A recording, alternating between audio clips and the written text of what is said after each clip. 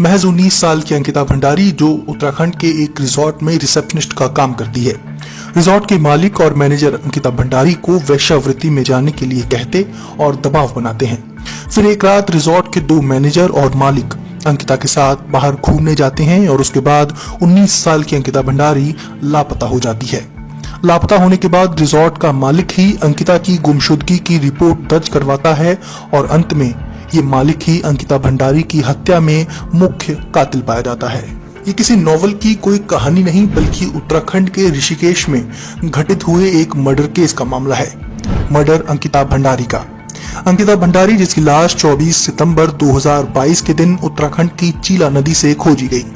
दरअसल अंकिता भंडारी ने हाल ही में होटल मैनेजमेंट की पढ़ाई की थी और उसने इसी साल अगस्त महीने में उत्तराखंड के ऋषिकेश में स्थित वनंतरा रिजॉर्ट में बतौर रिसेप्शनिस्ट के काम शुरू किया था।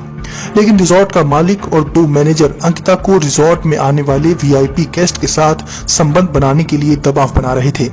इसके लिए उन्होंने अंकिता को पैसे भी ऑफर किए, लेकिन अंकिता ने इसके लिए मना कर दिया, जिसके बाद अंकिता और रिजॉर्ट के मालिक पुलकित आर्य के बीच बहस और लड़ाई झगड़ा होता है और अंकिता को काम से निकालने की धमकी दी जाती है।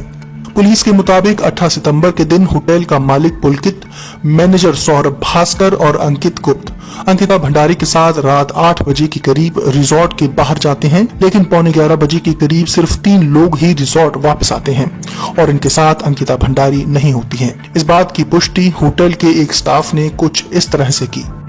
8-8:30 बजे के करीब मुझे उनकी कॉल आती है, अंकित जी की कॉल आती है 8:30 बजे कि हम 4 लोगों को खाना लगा के रखना। मैंने कहा ठीक है, मैं 4 लोगों को खाना लगा के रखा तो आप आ जाओ। 8:30 बजे के बाद वो पौने 11 बजे मेरे पास पहुंचते हैं। पौने 11 बजे बोलते मुझे खाना लगा दो, तो ठीक है मैंने उनका खाना लगा दिया था।